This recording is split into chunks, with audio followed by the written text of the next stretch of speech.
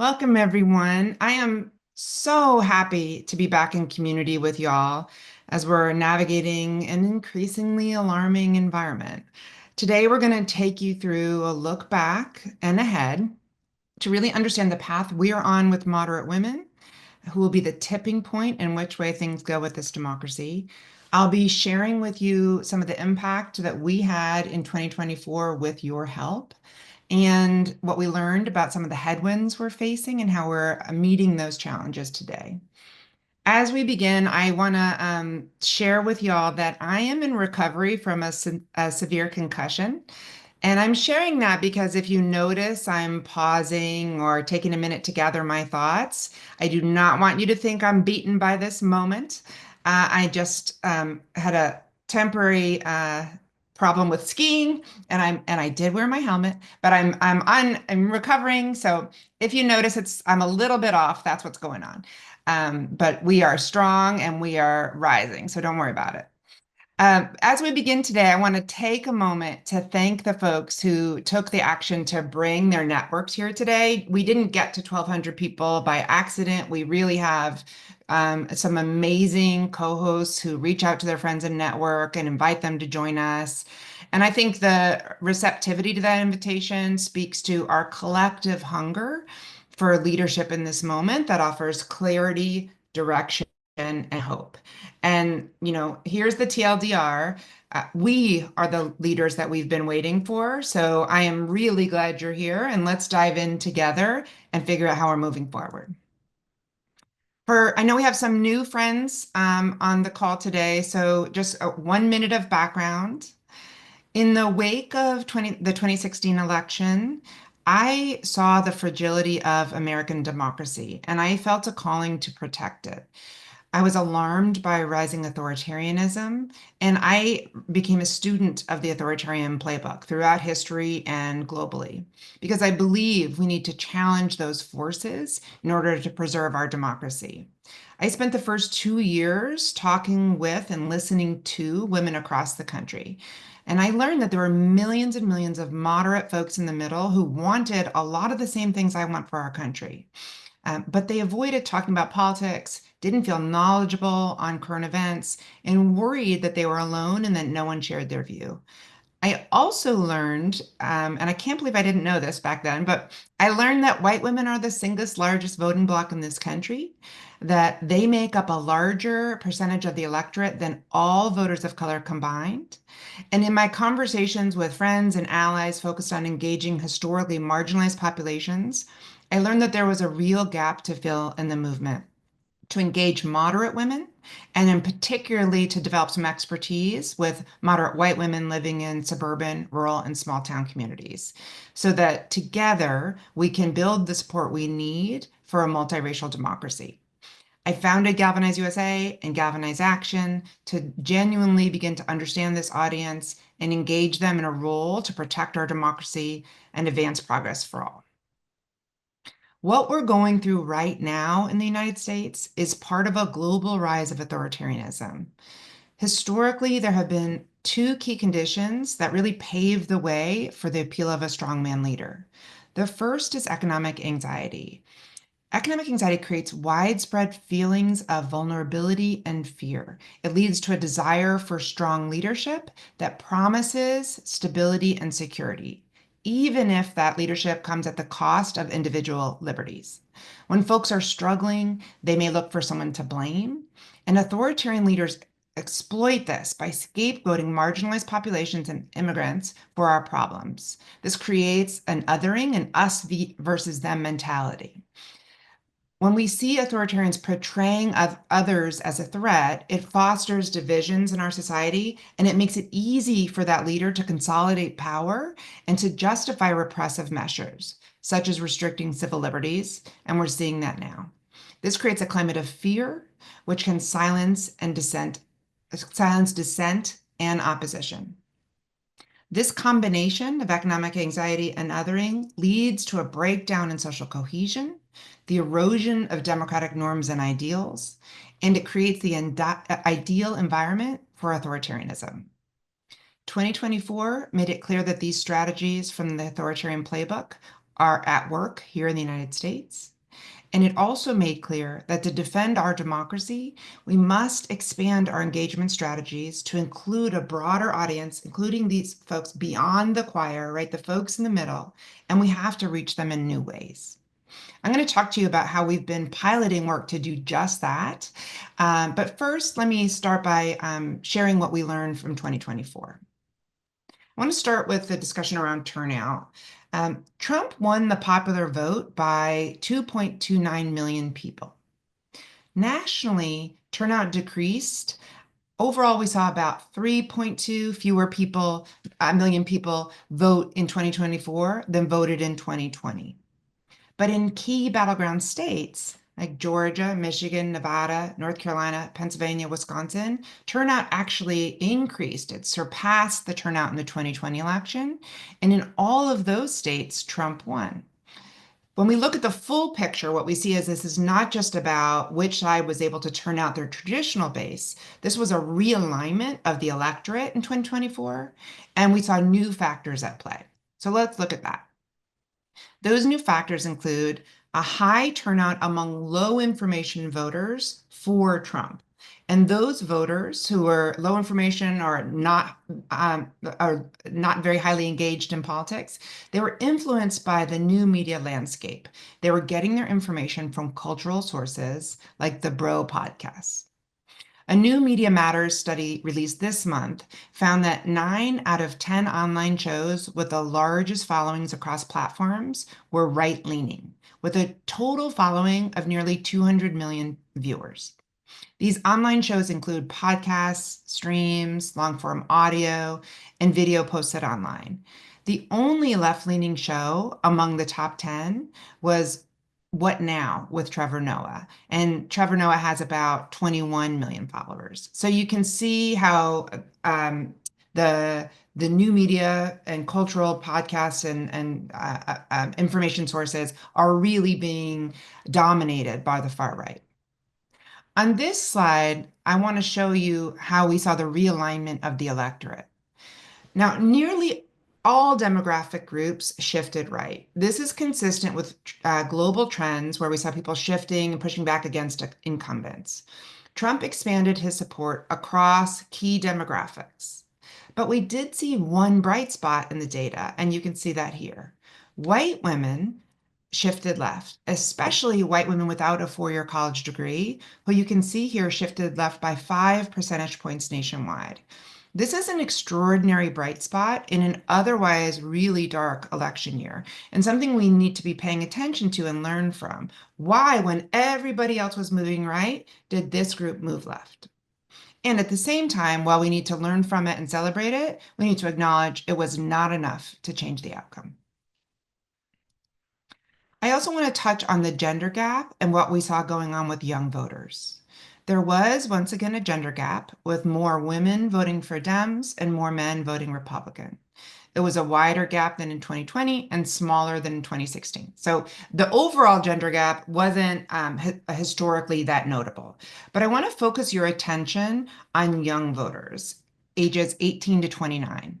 What we saw there was a much wider gender gap when you look at this group specifically. It nearly doubled in size between 2020 and 2024. So you're seeing young women and young men behave drastically differently, right?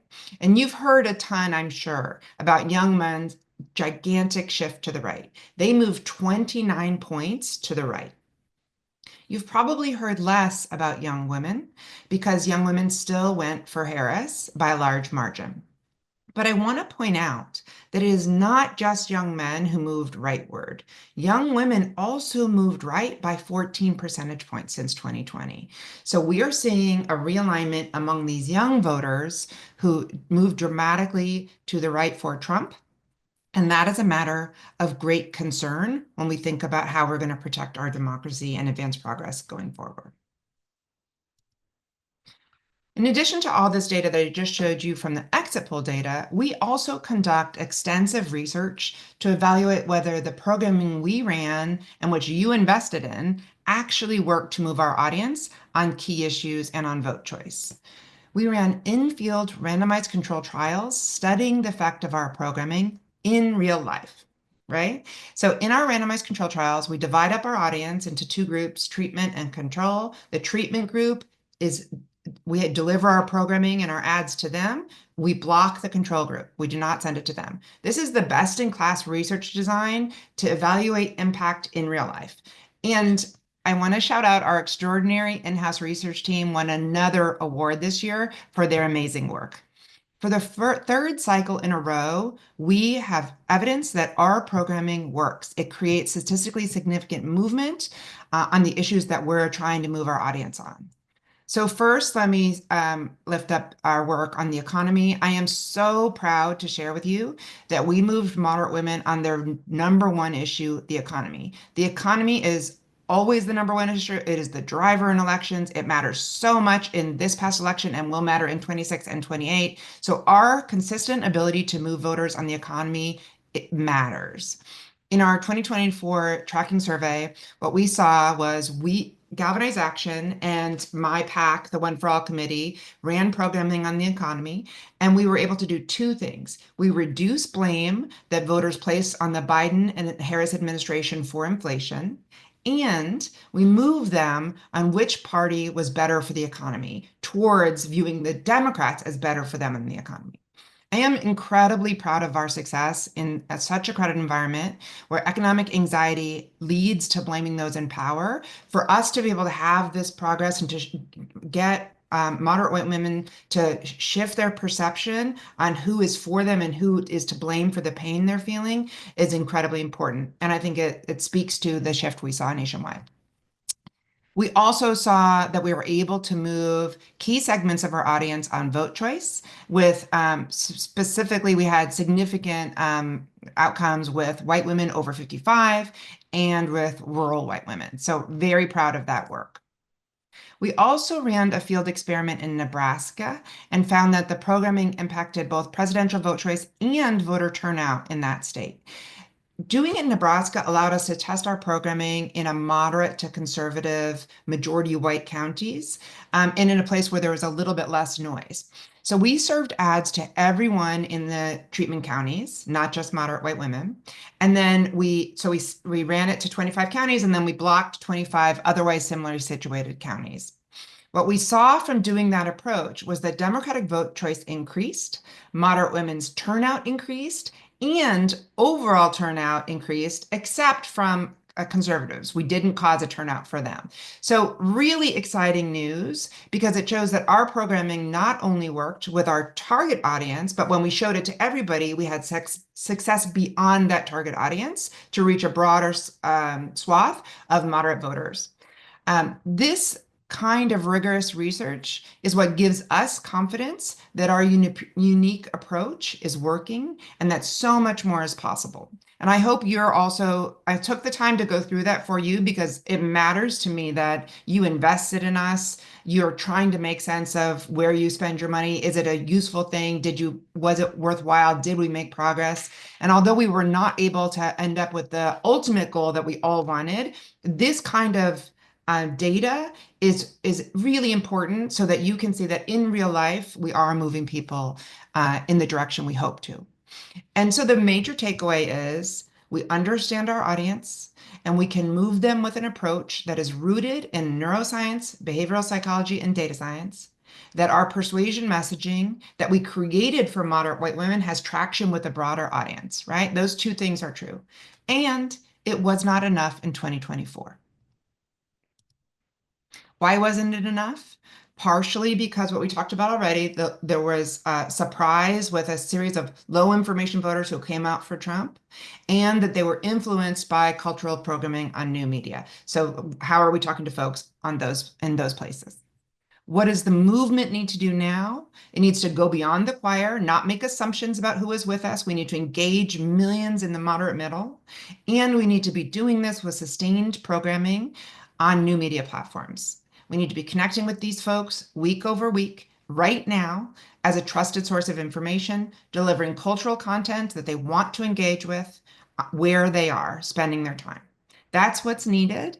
And I'm happy to share with you that we actually have a jump start on both of those things, and we've been doing it for years. So I want to dig into that with you. But before I do, I just want to be as upfront and honest as I can about the rigor with which we've been looking at what's happened, what's needed now, what are the real headwinds that we're facing.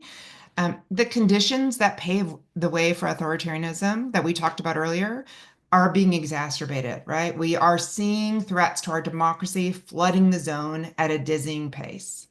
We're right now doing research with moderate women to understand how are they understanding this moment? How do they feel about it? How are they reacting, right? So we're watching real time how they're processing this information. And in this highly polarized electorate, the millions of moderate folks in the middle are trying to make sense of what this means, and where they come down will determine the fate of our democracy. So understanding how they're making sense of it and then helping to shape that is critical. Fortunately, we have spent the last several years figuring out what motivates this critical audience, understanding their values like compassion and fairness and in-group care, and learning what holds them back. What are their barriers to standing up to protect our democracy and making sure everyone is safe, right? We know that part of that is their doubts about their own civic knowledge and power, and a susceptibility to blaming the other. We've spent years learning about how to engage moderate women effectively. And so, as the field is right now casting about and saying, oh my God, what is our Joe Rogan? How do we engage folks through cultural and entertainment media?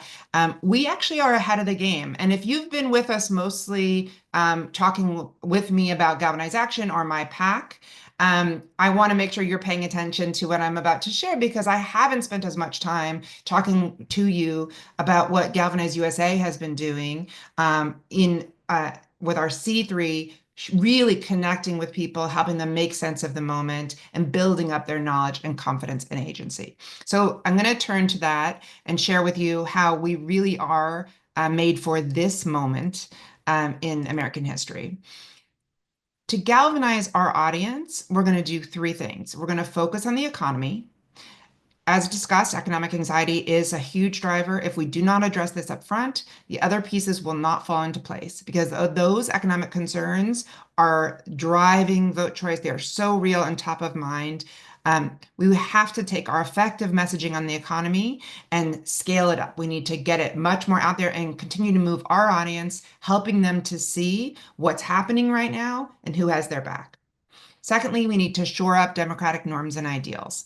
This is just a key building block of durable democracies and a concrete way we can connect with our audience and engage them to stand up for the things that we all care about. So we know already from this year talking with our audience, they care about checks and balances. They care about the rule of law. How are we talking with them about what's happening in a way that motivates them to desire to take action?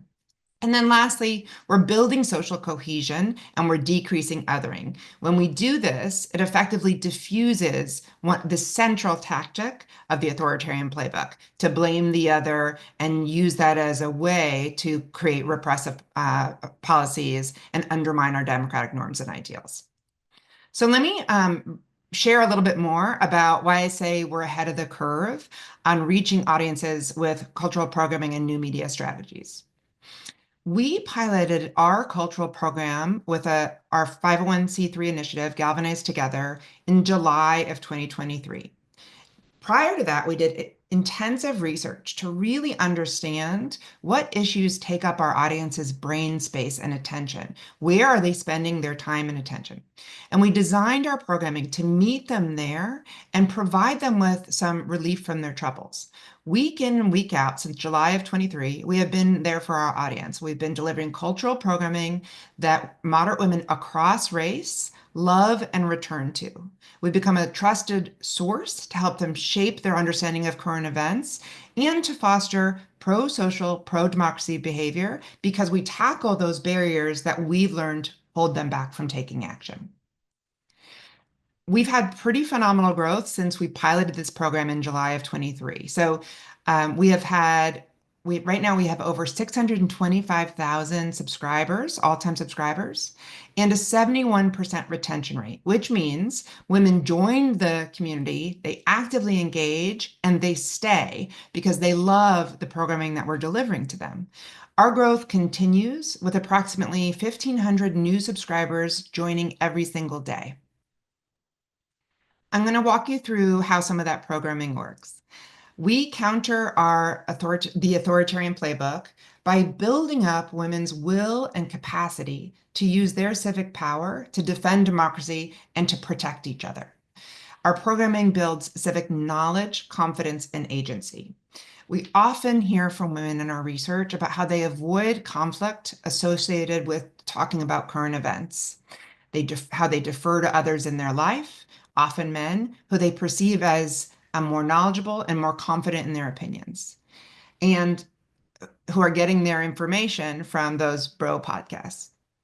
In focus groups last month, we heard moderate women who were anxious about the state of America say they were afraid to speak up or to join protests and that they were feeling bullied, right? So this is real-time data where we're hearing that they are upset, but they're afraid and they need some support to exercise their civic and political power. By creating this space for women, we're encouraging them to think about what they believe. Providing that safe place to do that is just essential for this audience. We connect on their values and help them practice taking position to build the muscle of civic engagement. And we provide validation so they don't feel alone in their views. And so we de-risk the notion of taking a stance. I'm going to give you some examples of how we're doing that. So recently, one of the things we do, as I said, is to build up the confidence to take action. And we have this advice column, Dear Grace, where our audience writes in with hundreds of questions every week, seeking advice and support. In a recent question that we feel showcased, a woman wrote that my husband says, I made a scene at the grocery store. Am I wrong? And she describes being in a grocery store and a customer who didn't speak English very well. And the clerk was super rude to the customer, raising her voice and mocking her. And the woman says, she spoke up and a manager came over to apologize and the customer thanked her. But her husband didn't talk to her all night because he was embarrassed that she made a scene. So this question is really addressing two things. Should I stand up for the other? And when I do so, what will be the cost to me in my private life? And what if I'm told that I was being impolite or, it creates conflict, right? So we've got to make sure that she not only wants to take that action, but that she feels that she did the right thing and she's supported, even if she might get some pushback in her real life. So everyone can see Grace's response, where Grace reaffirms that everyone deserves to be treated with dignity and respect, and that standing up for folks is the right thing to do, right? So that's creating a sense of what the kind of people who join this community, what we believe, what's the right thing to do. And then Grace asked the whole community, what would you have done? Do you agree? And nearly 9 out of 10 folks agreed that they would have stood up for the other customer.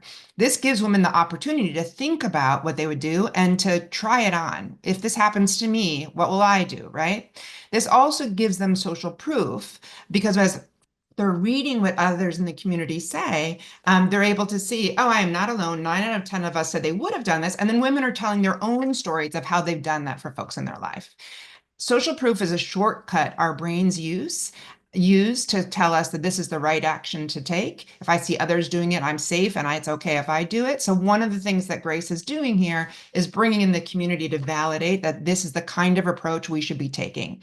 The result is that the woman feels less alone, more confident, trusting their gut, right? That this is the right thing to do and their values. And it builds the confidence to act by just allowing them to imagine it and to see that others would do it and they would be in good company if they do.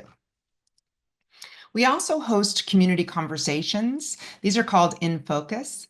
And then we share out clips from these conversations for others to watch. So again, this is a community that's made up of moderate women across race. And this is an opportunity for women to hear other perspectives and to get that social proof and have time and space to think about what they think in an open-minded environment. These focus groups are facilitated by an amazing team member of ours who is a social worker by trade, and she's supported by our research team and by our neuroscientists and really is able to help host a conversation that allows women to process what they think about a hot topic and to evolve their thinking on it. Let's watch this clip.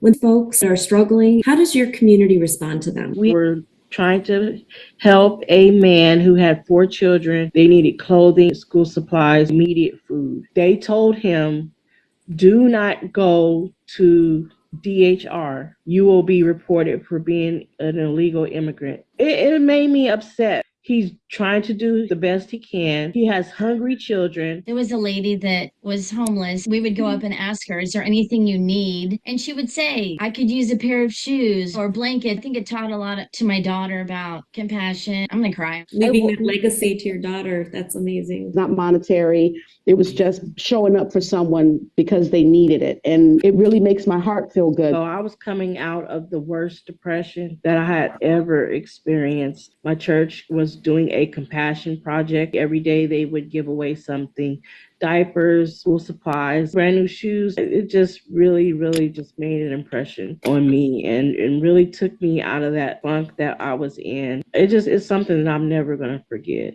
What do you think the people in your community need right now in order to thrive? I think they need to be heard. Financial resources. We need help with single moms, with homelessness. I think compassion is where everything should start.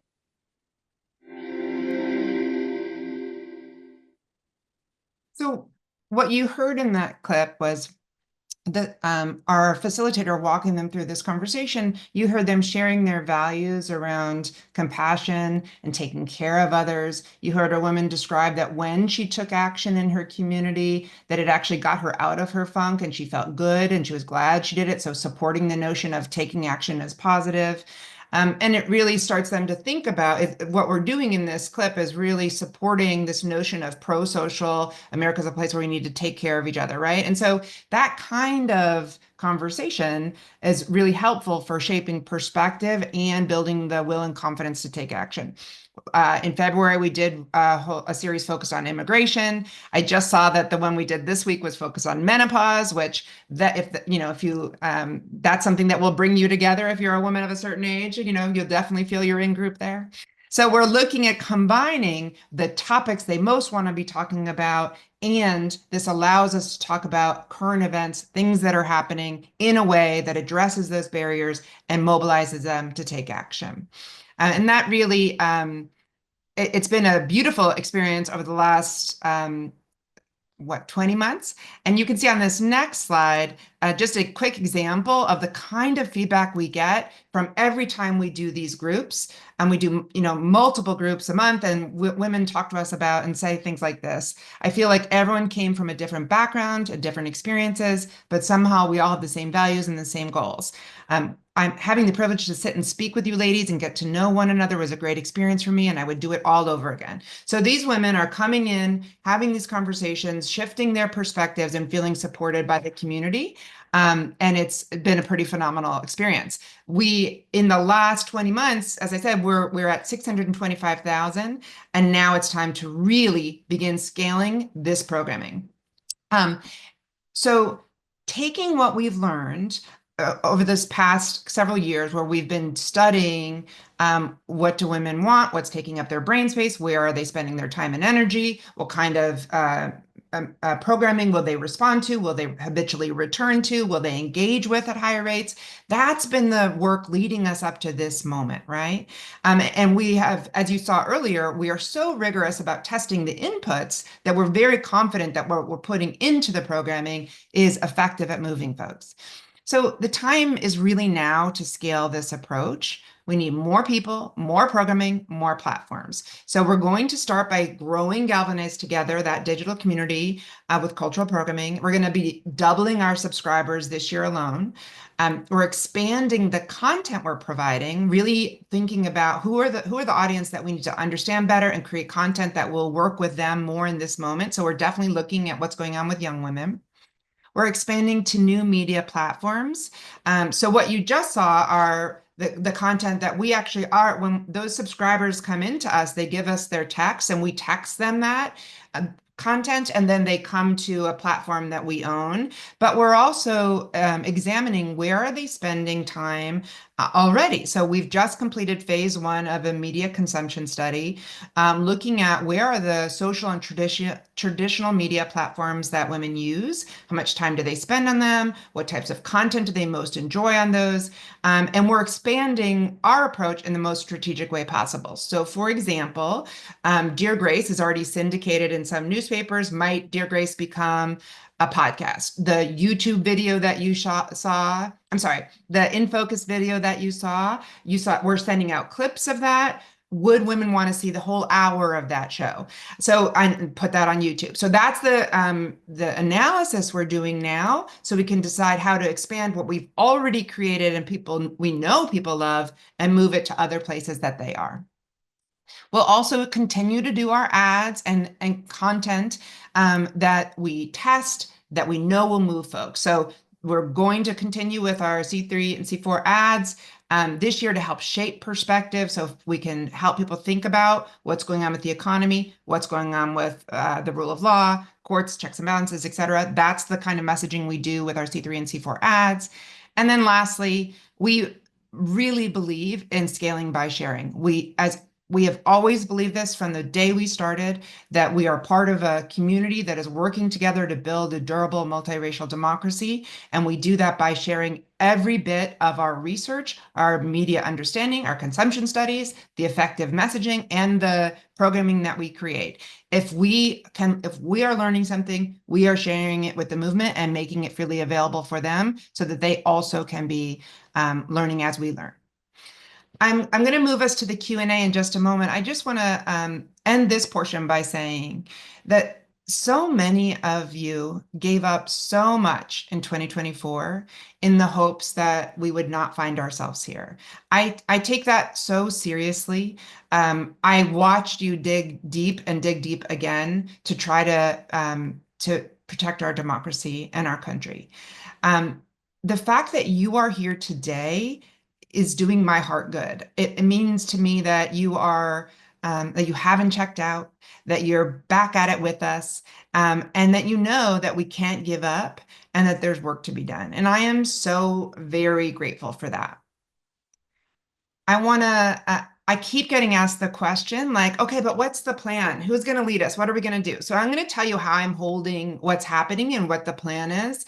And I'm going to remind you that we are the leaders we're waiting for, right? It is us, all of us, who are going to save this country. So the way that I see the actions that are needed now are first, where we need the rapid response to meet this current moment, the services that will protect people being harmed, and the legal actions that need to happen to slow down the harm that's happening to our democracy and give us traction so we can point to what's happening and help people understand it.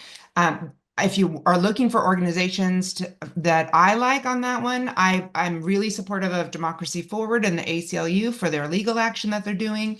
And I'm a big fan of KIND, Kids in Need of Defense, around immigration. There are lots of other folks, and we're happy to offer other advice if you have questions about that, about who else is doing that work well. The second part is around shaping perspectives and positions. This, to me, is absolutely essential. We cannot wait until 2026 to help people understand what's happening, to shape their perspective, and to get them to decide where they stand. Every day is a persuasion window opportunity, and the narratives are being shaped right now. We're watching as the narratives are being shaped to say, oh, I don't have to abide by the court order. We've heard Trump say, if the president does it, it's not against the law, right? Right now, the vast majority of Americans believe the president does have to abide by court orders. And we want to make sure we are protecting that narrative and that perception, and that we don't see that start to erode over time, right? So how are we talking with folks right now as they see their Medicaid being threatened, as healthcare becomes more expensive, as the economy is not better for them? This is the time for us to help shape their understanding and build up their will to take action. And then that's the third step, which is to build that broad coalition to take civic and political action. I'm looking ahead to 2026 as a check on on power that is threatening our democracy. So absolutely looking at what it would it look like to regain the House, for the Democrats to regain the House so that we can put a check on this government and make sure that democracy and the rule of law and our democratic norms and ideals are protected. And what are the steps we have to be taking between now and then that support people using that civic power so that they will use their political power in 26. So to me, those are the three buckets. If you have any questions about what else you can do, we want to support you to do that. I want to ask you in this moment to continue to fight for our democracy and to trust me when I say we do not have the luxury of time. The way that the narratives are switching, people's perspectives are switching, we have to get in there right now. So from what we're doing is really looking at those second and third buckets. And what we need to do is raise a combined $22.3 million this year for Galvanize USA and Galvanize Action to do this work. I need your help to get us closer to our goal to reach that $22.3 million to fill that gap. Every dollar that comes in will go to scale the work that we have proven is effective. What we learned in 2024 is that we have got to do better as a movement, reaching these folks in the middle, and that we have got to scale faster and do more really pump up this cultural programming and get into these new media spaces. For everybody who has been supporting us, I just want to say thank you so much for everything you did that helped us get to this point, to pilot so much, to learn so much, so that we're so well positioned right now. And if you haven't renewed your gift yet, I would like to ask you to do so right now. Please don't wait. I can't say how much we need